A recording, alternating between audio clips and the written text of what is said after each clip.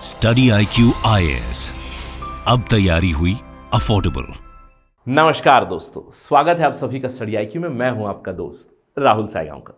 दोस्तों, आज हम लोग एक बहुत ही दिलचस्प विषय पर चर्चा करने वाले हैं which is connected to environment. और चर्चा शुरू करने से पहले मैं कहूंगा it is going to be a speculative discussion.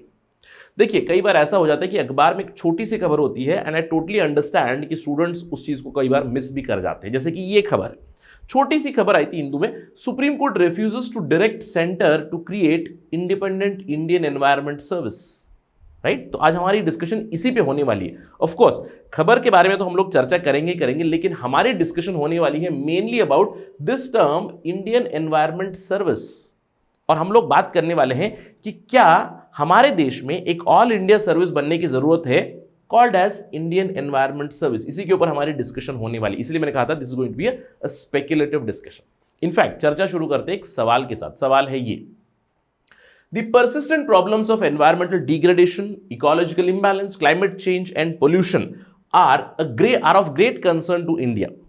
In light of this particular statement, critically analyze if there is a need to revamp the current environmental administrative setup and create a separate all India service called as Indian environment service या फिर Indian environmental service. इसी सवाल का जवाब हम लोग देने की कोशिश करेंगे। तो हम लोग यहाँ पे समझेंगे क्या एक इंडियन एनवायरमेंट सर्विस की जरूरत है। इसके प्रति एक याचिका भी दायर हुई थी, एक पब्लिक इंटरेस्ट लिटिगेशन आई थी जिसको हाल ही में सुप्रीम कोर्ट ने डिसमिस किया है। यानी कि हमें सुप्रीम कोर्ट का स्टांस पता है, हम लोग केंद्र सरकार का भी स्टांस देखेंगे। साथ ही साथ इस डिस्कशन के अंत में हम लोग कुछ अलग मॉडल्स या फिर कुछ ऑल्टरनेट सॉल्यूशंस के बारे में भी हम लोग चर्चा करने वाले। तो ये रहेगा हमारा कंप्लीट एजेंडा इस पर्टिकुलर डिस्कशन का, जहां पे इस सवाल के प्रति आपको काफी अच्छा फॉर्डर मिलेगा। And to get to know that information, stay with me till the very end. चलिए चर्चा शुरू करते हैं, but before that you need to remember, अगर आप यूपीएससी सिविल सर्विस की प्रिपरेशन करना चाहते हैं, अगर आप एक आकांक्षी है जो एस्पायर कर रहे हैं कि IAS बनना है, IPS बनना है, फॉरेन सर्विस में जाना है, तो of course you have to prepare for civil services examination. और अगर आप सिविल सर्विसेज एग्जामिनेशन 2024 की तैयारी करना चाहते हैं, then study IQ's foundation batch which is going to start on 30th November, this is going to be the stop for you. ये आपके लिए प्रोग्राम बनाया हुआ है which is very very comprehensive, सबसे कॉम्प्रिहेंसिव, सबसे क्वालिटी और सबसे अफोर्डेबल प्रोग्राम है, जहां पे आपकी कंप्लीट GS की प्रिपरेशन हो जाएगी फॉर प्रीलिम्स, फॉर मेंस, मैं कहूंगा फॉर इवन पर्सनालिटी टेस्ट। क्योंकि हमारे जो प्रोग्राम डिजाइन किया गया है उसके अंदर आपको 1-to-1 मेंटरशिप मिलेगी, उसके अंदर आपको ग्रुप मेंटरशिप मिलेगी। क्योंकि ऑनलाइन क्लासेस चलेंगी, 1000 घंटों से भी ज्यादा आपकी ऑनलाइन क्लासेस चलेंगी। तो आपको, आप सोच रहे होंगे सर मैं नोट्स कैसे बनाऊंगा, आपको क्रिस्प हैंड रिटन नोट्स भी मिलेंगे। ये सारी चीजें, सारी फैसिलिटीज आपको मिलेगी at the price of 18,999 only, यानी 19,000 में ये सारी चीजें मिलेगी। ये अगर डिस्काउंटेड प्राइस आपको चाहिए तो आपको केवल एक काम करना होगा, मेरा कोड इस्तेमाल करना होगा, राहुल लाइव। आप हमारे वेबसाइट पर भी जा सकते हैं, आप हमारी ऐप डाउनलोड कर सकते हैं गूगल प्ले स्टोर से, जहां पे आपको सारी इंफॉर्मेशन मिल जाएगी। Do it before 30th November, remember this, right. चलिए चर्चा पे वापस चलते हैं। जैसे कि मैंने आपको बताया, हाल ही में हुआ क्या, सुप्रीम कोर्ट ने डिसमिस कर दिया एक पब्लिक इंटरेस्ट लिटिगेशन, एक पिटीशन फाइल की गई थी जहां पे सुप्रीम कोर्ट से यह अर्ज किया गया था कि सरकार को डायरेक्ट करे। आप यहां पे ध्यान दीजिएगा, एक पिटीशन फाइल की गई थी bye advocate summer Vijay Singh, जिन्होंने आर्ग्यू किया, जिन्होंने रिक्वेस्ट किया सुप्रीम कोर्ट से कि एक रिट ऑफ मैंडामस इशू करे।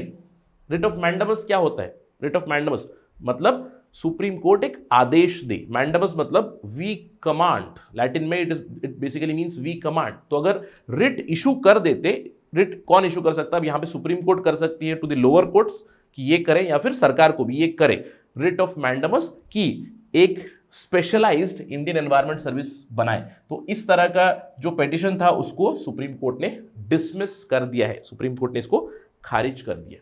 बट अगेन ये एक चर्चा का विषय जरूर है, क्या हमें एक इंडियन एनवायरनमेंट सर्विस की जरूरत है। लेकिन उससे पहले, क्योंकि मैंने रिट ऑफ मैंडामस की बात की, if I am not wrong article 32 में, right, we have right to constitutional remedies. तो यहाँ पे 5 रिट्स है, रिट ऑफ मैंडामस मैंने बताया, आप मुझे बाकी 4 रिट्स के बारे में जरूर बताइएगा। Do right in the comment section and let us know कि दूसरे जो रिट्स हैं, सुप्रीम कोर्ट के जो रिट्स हैं, उनके बारे में बताइए और उनका थोड़ा सा डिस्क्रिप्शन भी दे दीजिएगा, ठीक, राइट। जैसे कि मैंने आपको बताया, यहाँ पे ये प्ली डिसमिस कर दी गई। अब यहां पे ये जो पिटीशन थी जिस एडवोकेट ने फाइल किया, तो उन्होंने काफी एक साउंड आर्गुमेंट भी दिया था। इनफैक्ट ये चर्चा का विषय बना हुआ है इस साल की शुरुआत से ही, क्योंकि इस चीज़ के ऊपर काफ़ी ट्रैक्शन भी आया हुआ है। जनवरी 2022 से ही पिटिशन चल रही थी, अभी फाइनली डिसमिस कर दिया गया है that we are not going to issue such a rate. लेकिन इनका जो आर्गूमेंट का बेसिस था it was very sound. Advocate Vijay Singh ने आर्ग्यू किया कि इंडियन एनवायरमेंट सर्विस एक स्पेशलाइज सर्विस बने, इस तरह की रिकमेंडेशन दी थी TSR सुब्रमण्यम कमेटी ने वे बैक इन 2014, राइट। 2014 में MOEFCC ने, ministry of environment forest and climate change ने एक कमेटी की घटना की थी। TSR सुब्रमण्यम उसके चेयरमैन थे और उन्होंने नवंबर 2014 में एक रिपोर्ट दी थी, जिस रिपोर्ट में उन्होंने क्लियरली हाईलाइट किया था that there is a need to revamp the existing administrative setup, यानी कि एनवायरमेंटल डिग्रेडेशन अभी भी हो रहा है। हमारा जो एग्जिस्टिंग इंस्टीट्यूशनल फ्रेमवर्क है उसके साथ ही और भी चीज़ों की ज़रूरत है। फ्यूचर डिमांड्स को मीट करने के लिए हमें कुछ और चीज़ों की ज़रूरत है। जैसे this is directly snippet from the report itself. ये है TSR सुब्रमण्यम की रिपोर्ट जो 2014 में आई थी, जहाँ पे इन्होंने कहा था कि कुछ नए इंस्टीट्यूशनल अरेंजमेंट बनाए। उसमें उन्होंने कहा था कि एक एनवायरमेंट रिकंस्ट्रक्शन फंड बनाए। इसके अलावा उन्होंने कहा था कि high quality national environment research institute बनाए, और सबसे बड़ी रिकमेंडेशन आई थी creation of a knew all India service, creation of a knew all India service which would be Indian environment service, right. ये उन्होंने रेकमेंड किया था। इसके अलावा भी कुछ और भी रिकमेंडेशन आई थी। एक बहुत ही अच्छी रिकमेंडेशन थी TSR सुब्रमण्यम कमेटी की, जहां पे उन्होंने कहा था कि एक कॉम्प्रिहेंसिव लॉ लेकर है, जिसका नाम उन्होंने बताया था Elma, environmental law management act ले आए। अब आप जानते हो कि हमारे देश में अभी फिलहाल अलग अलग एक्ट्स बने हुए, जैसे we have EPA environmental protection act है, हमारे पास एयर पोल्यूशन कंट्रोल एक्ट है, water pollution prevention control act है, वाटर सेस एक्ट है, अलग अलग एक्ट्स बने हुए। तो इस कमेटी ने बताया कि सारे जो एनवायरमेंट से जुड़े हुए एक्ट है, पोल्यूशन से जुड़े हुए एक्ट है, सभी को सब्ज्यूम करें और एल्मा बनाए। एल्मा के साथ साथ आप एक इंस्टीट्यूशनल सेटअप को भी रिवैम्प करें, जहां पे इन्होंने बताया था कि नेशनल लेवल पे there has to be a NEMA, national environment management agency. State level पे आप सेमा लेकर आ सकते हो, स्टेट एनवायरनमेंट मैनेजमेंट एजेंसी। उसके नीचे आप डिस्ट्रिक्ट लेवल पे, लोकल लेवल पे भी एनवायरनमेंट मैनेजमेंट एजेंसी से फिर कमिटीज बना सकते हो। कुछ इस तरह की रिकमेंडेशन थी, but let's not go into that. एक बहुत बड़ी रिकमेंडेशन थी ये ऑल इंडिया सर्विस बनाई जाए। इसी बेसिस पे आर्ग्यू किया गया था। इसके अलावा जो पेटिशनर थे एडवोकेट विजय सिंह ने, इन्होंने ये भी आर्ग्यू किया कि NGT नेशनल ग्रीन ट्राइब्यूनल जो है, इन्होंने भी इसका समर्थन दिया था। उन्होंने भी सजेस्ट किया था कि इंडिया में हमें एक एनवायरमेंट सर्विस की जरूरत है। अगेन ऑल्दो सुप्रीम कोर्ट ने यहां पे डिसमिस कर दिया प्ली, और उन्होंने कहा कि हम रिट ऑफ मैंडेमस इशू नहीं कर सकते। लेकिन एक डिस्कशन जरूर बनता है अब इस चीज पे कि क्या समय आ चुका है, do we need to have a dedicated environment service within the civil services. आप जानते हैं कि अभी फिलहाल हमारे यहाँ पे जब भी हम लोग ऑल इंडिया सर्विसेज की बात करते हैं, 3 सर्विसेज है। एक है IAS इंडियन एडमिनिस्ट्रेटिव सर्विस, एक है IPS इंडियन पुलिस सर्विस, तीसरा है IFOS यानी कि इंडियन फॉरेस्ट सर्विस, वो भी all India service. Please remember, foreign service, Indian foreign service all India service नहीं है। ये बहुत बार एस्पिरेंट्स के साथ ये एक मिसकॉन्सेप्शन होती है। IFS foreign service is a central service, but there are 3 AIS, IAS, IPS and Indian forest service, ये आपको ध्यान रखना है। तो सवाल ये उठता है कि क्या हमें एक इंडियन एनवायरमेंट सर्विस की जरूरत है?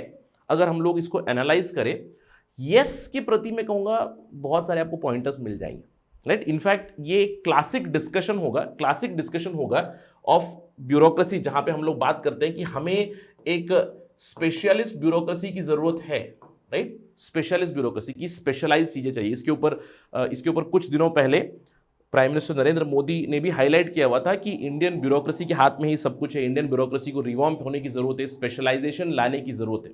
तो स्पेशलिस्ट वर्सेस जनरलिस्ट अप्रोच, तो स्पेशलिस्ट अप्रोच के लिए भी आपको कई सारे पॉइंट्स मिल जाएंगे। जैसे सबसे इंपॉर्टेंट पॉइंट तो होगा, सर हमारा एग्जिस्टिंग स्ट्रक्चर जो है क्या है, MOEFCC है, ministry of environment forest and climate change, सभी एक ही जगह पे, environment forest and climate change, और सब कुछ उसके अंडर ही होता है।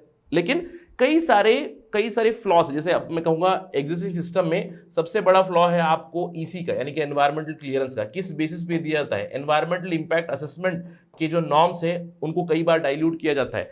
क्यों? क्योंकि MOEFCC के रहते हुए भी अगर हम लोग बात कर रहे हैं आज एनवायरमेंटल डिग्रेडेशन की, पोल्यूशन की, दूसरे प्रॉब्लम्स की, तो कहीं ना कहीं एक चेंज की जरूरत है, इजंट इट? इसीलिए हम लोग आर्ग्यू कर सकते हैं कि हमारे देश में स्पेशलाइज्ड कार्डर नहीं है स्पेसिफिकली फॉर एनवायरमेंट, और एनवायरमेंट प्रोटेक्शन के लिए हम लोग कहीं ना कहीं एक एनवायरमेंट सर्विस बना सकते हैं, right. So there are many points towards this side कि स्पेशलिस्ट हमें चाहिए जो एनवायरमेंटल प्रोटेक्शन में जिनकी एक्सपर्टीज़ है, जहाँ पे हम लोग और इम्प्रूवमेंट ला सकते हैं। लेकिन अगर हम लोग बात करें नो की तरफ कि क्या प्रॉब्लम्स आ सकती है, मेनली मैं कहूँगा यहाँ पे बहुत बड़ी पॉलिटिकल प्रॉब्लम आ सकती है, बहुत बड़ी ब्यूरोक्रेसी की प्रॉब्लम आ सकती है। क्यों? क्योंकि ऑलरेडी मैंने आपको बताया हमारे पास 3 AIS है, जिसमें एक है इंडियन फॉरेस्ट सर्विस। तो अगर हम लोग एक और इंडियन एनवायरमेंट सर्विस बना देंगे तो इस फॉरेस्ट सर्विस का क्या होगा? What would be the situation? Will there be a clash? अगर एक और ऑल इंडिया सर्विस बनेगी तो IFS ऑफिसर्स की जो लॉबी है, क्या वहां से कोई प्रोटेस्ट होगा? पॉसिबल है। That is why there would be overlapping of responsibilities.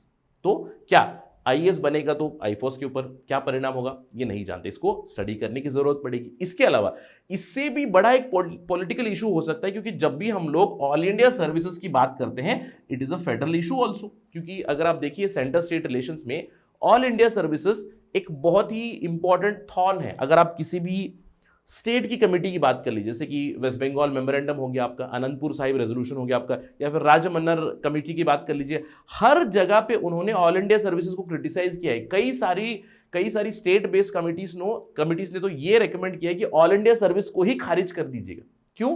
क्योंकि राज्यों का एक आर्गुमेंट होता है कि ऑल इंडिया सर्विसेज मतलब क्या है, केंद्र सरकार रिक्रूट करेगी, यूपीएससी की एग्जाम देंगे, डीओपीटी के अंदर उन्हें ट्रेनिंग मिलेगी, डीओपीटी ही एलोकेशन भी करेगी, यानी कि सब कुछ केंद्र सरकार के हाथ में है, रिक्रूटमेंट ट्रेनिंग, लेकिन वो काम कहां कर रहे हैं? राज्य सरकारों के साथ, यानी कि राज्यों में काम करें। तो इसीलिए फेडरल इशू भी बनता है। तो अगर हम लोग एक इंडियन एनवायरमेंट सर्विस बनाएंगे तो क्या राज्यों की तरफ से इसके खिलाफ कुछ प्रोटेस्ट हो सकता है, या फिर राज्य इसके खिलाफ एक आपत्ति जरूर जता सकते हैं, isn't it? So political issue and the overlap of responsibility issue जरूर बनेंगे। तो दोनों तरफ के भी पहलू है। Yes, perhaps we need it, but it has got its own problems this side, political problems. लेकिन अगेन दिस डिस्कशन अपार्ट, अभी का करंट स्टेटस क्या है मैंने आपको बता दिया। सुप्रीम कोर्ट ने तो मना कर दिया, और TSR सुब्रमण्यम कमेटी जो थी उनकी रिकमेंडेशन के ऊपर ऑलरेडी सुप्रीम कोर्ट गवर्नमेंट से रिस्पांस पूछ चुकी थी इस साल की शुरुआत में ही, और सरकार ने क्लियरली बता दिया कि हम इसके ऊपर कोई अमल नहीं करने वाले हैं, राइट?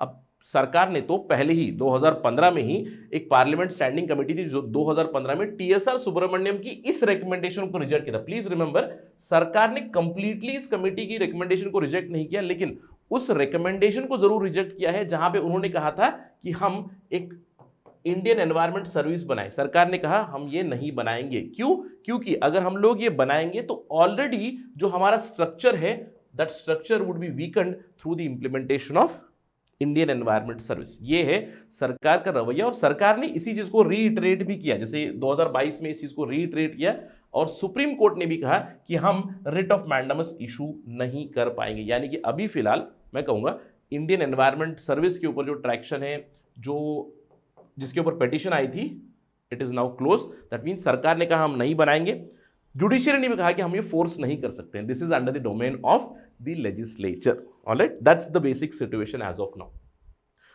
तो चीजें हम लोग इंप्रूव कैसे कर सकते हैं? देखिए, दो अप्रोचेस हो सकती हैं एनवायरमेंटल प्रोटेक्शन के लिए। किस तरह की अप्रोच? एक होता है टॉप डाउन अप्रोच, यानी कि केंद्र सरकार, राज्य सरकार और फिर लोकल गवर्नमेंट्स। दूसरा होता है बॉटम अप अप्रोच, यानी कि कम्युनिटी लेवल से आप चीजें बदल सकते हो। तो which would be better here?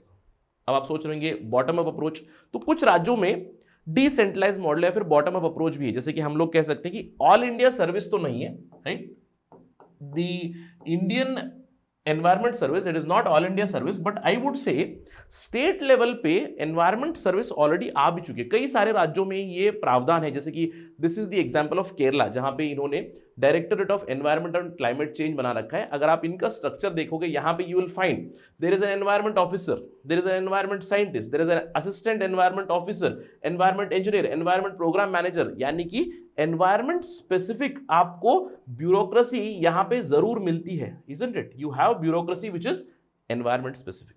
अलग अलग राज्यों में, जैसे अगर मैं कर्नाटका की बात करूं, कर्नाटक में भी you have environment officers, assistant environment officers. Mostly आपको ये लोग आते हैं अंडर दी SPCB, यानी कि स्टेट पोल्यूशन कंट्रोल बोर्ड के अंदर आपको अलग अलग ऑफिसर्स, एनवायरमेंट ऑफिसर्स जरूर मिलते हैं। लेकिन फिर से सवाल ये उठता है कि अगर डिसेंट्रलाइज मॉडल है तो अभी भी हम लोग ये एनवायरमेंट की प्रॉब्लम्स की बात क्यों करते हैं, डिग्रेडेशन की बात क्यों करते हैं? क्योंकि कुछ राज्य अच्छे कर रहे हैं, कुछ राज्य नहीं कर रहे हैं। लेकिन जब भी एनवायरमेंट प्रोटेक्शन से बात आती है तो top down would not be a complete answer, bottom up would not be a complete answer, although bottom up would be ideal solution, bottom up approach ideal solution होगा। लेकिन जब हम क्षमता बढ़ाएंगे, कैपेसिटी बढ़ाएंगे एट द लोकल लेवल, लेकिन अभी तक ये नहीं हुआ है। और इसका मैं उदाहरण आपको दे सकता हूं।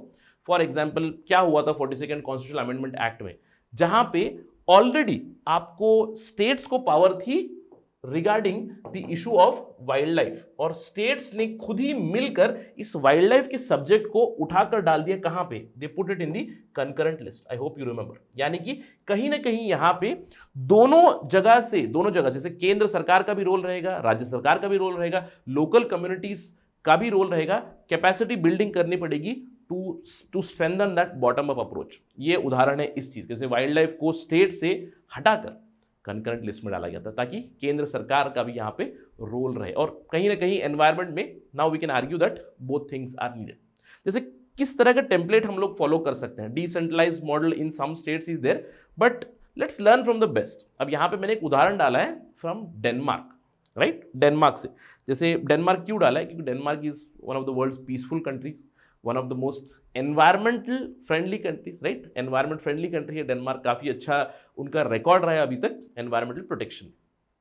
अब डेनमार्क में किस तरह का स्ट्रक्चर है? देखिए, डेनमार्क में भी उनका खुद का डैनिश ईपीए है, यानी ईपीए मतलब एनवायरमेंटल प्रोटेक्शन एजेंसी। अब वो जो एनवायरमेंटल प्रोटेक्शन एजेंसी है, जैसे हम लोग MOEFCC कह सकते हैं, या फिर स्टेट की जो भी आप एक मिनिस्ट्री बना दो या फिर बॉडी बना दो, उसके अंडर आपके अलग अलग सेंटर्स, अलग अलग विंग्स बने हुए। और यहाँ पे अगर आप बात करो is there environmental service specifically, नहीं। यहाँ पे अलग अलग एम्प्लॉइज काम करते हैं, Danish employees, approximately 900 committed workers है फ्रॉम डाइवर्स बैकग्राउंड्स। और यहां पे इन्होंने अपनी एडमिनिस्ट्रेशन प्रोसेसिंग टाइम कम की हुई है, रूल्स को सिंप्लीफाई किया हुआ है, इसीलिए इनका ग्रीन रिकॉर्ड भी काफी अच्छा है। अगर हम लोग इनके स्ट्रक्चर के बारे में बात करेंगे, this is the basic structure, right? Environmental protection agency, जहां पे 5 अलग अलग डिवीजन है, जैसे कि सेंटर फॉर रिच नेचर, जहां पे आप फॉरेस्ट प्रोटेक्शन के बारे में बात करते हैं, स्पीशी प्रोटेक्शन के बारे में, बायोडाइवर्सिटी के बारे में, और इसके अलावा एरिया स्पेसिफिक चीजें हैं, जैसे कि येटलैंड, मिडिल येटलैंड, साउथ येटलैंड, जीलैंड, एरिया स्पेसिफिक बॉडीज भी बनाई गई। इसके अलावा नेचर से जुड़ा हुआ एक सेंटर है, पानी से जुड़ा हुआ एक सेंटर है, वाटर रिसोर्सेज के लिए, वाटर एनवायरनमेंट के लिए फिर से एरिया स्पेसिफिक बॉडीज बनाई गई है, सेफ केमिस्ट्री के लिए बॉडीज बनाई गई है, जैसे pesticide control, chemical control etcetera. इसके अलावा आपकी ग्रीन प्रोडक्शन यानी कि इंडस्ट्री से जुड़ी हुई एक कमेटी बॉडी है, सर्कुलर इकोनॉमी, सर्कुलर वेस्ट से जुड़ी हुई बॉडी है, आरहस एक एरिया है, एरिया स्पेसिफिक बॉडीज भी बनी हुई है। इसके अलावा स्टाफ है, इनका स्टाफ है फॉर पॉलिसी, लेजिस्लेशन बनाने के लिए, फाइनेंसेस हैंडल करने के लिए एटसेट्रा। यानी कि बेसिकली आपकी बॉडी बनी हुई है ईपीए और अलग अलग सेंटर्स बने हुए, air pollution, water pollution, nature in general, इन सभी चीजों के लिए। That's the basic structure. अब आप एक चीज आर्ग्यू कर सकते, सर ये आप किस तरह की बातें कर रहे हो? कहाँ डेनमार्क है, कहाँ इंडिया है? सर इंडिया में हम लोग 135 करोड़ लोग हैं, इतना बड़ा कंट्री है, डेनमार्क छोटा सा कंट्री, कितना ही पॉपुलेशन होगा डेनमार्क का? आई am not talking about Greenland in terms of area, Greenland बड़ा एरिया होगा, लेकिन डेनमार्क कंट्री छोटी सी है, कितना पॉपुलेशन होगा? Hardly 60 lakh, I think 60 lakh population होगा वहां पे। और अगर हम लोग कंपेयर भी कर ले, जैसे डेनमार्क को अगर हम लोग हमारे एक राज्य के साथ कंपेयर कर ले, I can compare maybe with Uttarakhand, right? तो सर कहाँ इंडिया और कहाँ Denmark authorities? I hope you do understand the argument. Argument क्या है कि अगर समझ लीजिए इंडिया है, right? Now this is India, now pardon my drawing for this, why can't we create 50 Denmarks in India और 100 डेनमार्क्स इन इंडिया? मतलब क्या है कि जिस तरह का स्ट्रक्चर है उसी को डिसेंट्रलाइज कर दीजिएगा। That's the basic idea, right? यानी कि आपकी डिस्ट्रिक्ट लेवल पे बॉडीज ऐसी बनाई जा सकती है, या फिर रीजन लेवल पे, जैसे डिस्ट्रिक्ट अगर आपको लग रहा है कि नहीं बनाई जा सकती, या फिर तो रीजन लेवल, जैसे महाराष्ट्र में you have Vidarbha, you have Marathwada, you have the other wing of Maharashtra, तो अलग अलग जगह पे इस तरह की बॉडीज बनाई जा सकती है। इस तरह का सेटअप हम लोग ला सकते हैं। तो कहीं ना कहीं अगर इंडियन एनवायरमेंट सर्विस पॉसिबल नहीं है, ऑल इंडिया सर्विस अगर पॉसिबल नहीं है, तो कहीं ना कहीं हम लोग एक रिवैम्प जरूर कर सकते हैं of the environmental administrative setup at the ground level. That's the basic idea, right? That's the basic argument. तो चीजों को बदलने की जरूरत है। कहीं ना कहीं एडमिनिस्ट्रेटिव सेटअप और फ्लॉस को already TSR Subramanian committee highlight कर चुकी है। करंट जो इंस्टीट्यूशनल फ्रेमवर्क है, करंट जो एडमिनिस्ट्रेटिव सेटअप है, उसको रिवैम्प करने का जरूरत है. Not on this side, this is just a suggestion आपके आंसर राइटिंग के लिए. अगर आपके पास कोई और भी आइडिया है तो जरूर बताइएगा in the comment section, so that we can gather that for answer writing, but just an idea. Right. With that note let's end the discussion. लेकिन डिस्कशन जस्ट खत्म करने से पहले हाइपोथेटिकली आप पूछे सवाल कि सर ये आपने बताया ऑल इंडिया सर्विस के बारे में, इंडियन एनवायरमेंट सर्विस के बारे में, ये बनती कैसे? समझ लीजिए सुप्रीम कोर्ट हाइपोथेटिकली आदेश दे देती कि केंद्र सरकार आप इंडियन एनवायरमेंट सर्विस बना दीजिए, तो कैसे बनती? What is the procedure? Basically procedure है ये. प्रोसीजर आपको मिलता है आर्टिकल 312 में, आर्टिकल 312 में ऑल इंडिया सर्विसेज कैसे बनेगी इसके ऊपर प्रोविजंस बताई गई है. और आप जानते हैं कि ऑल इंडिया सर्विसेज बनाने का जो प्रोविजन है, this is, I would say, a special power of whom? Special power of Rajya Sabha. यानी कि राज्यसभा जो काउंसिल ऑफ स्टेट्स है उनका स्पेशल पावर है. इसकी शुरुआत हो सकती है राज्यसभा से ही, कि अगर राज्यसभा एक रेजोल्यूशन पास करे which would be supported by 2/3 members present and voting, a different kind of special majority, 2/3 member special and voting,